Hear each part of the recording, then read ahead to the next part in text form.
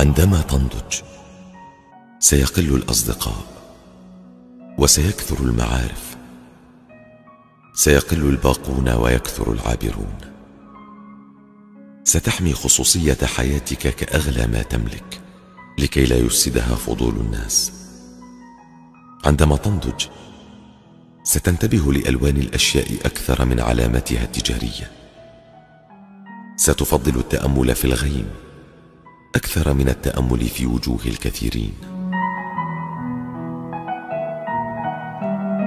ستترك الجدال حتى لو كنت متأكدا من رأيك.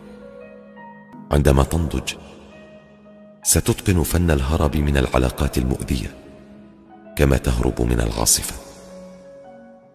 ستعطي لأنك تريد أن تعطي.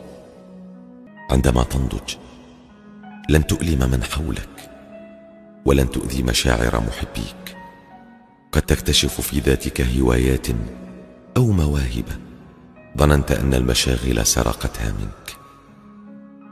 النضج منطقة جميلة، وقد يصبح المرء في 60 من عمره دون الوصول إليها، لأنه كان يبحث عن نفسه في الأماكن الخطأ ويحيطها بالأشخاص الخطأ.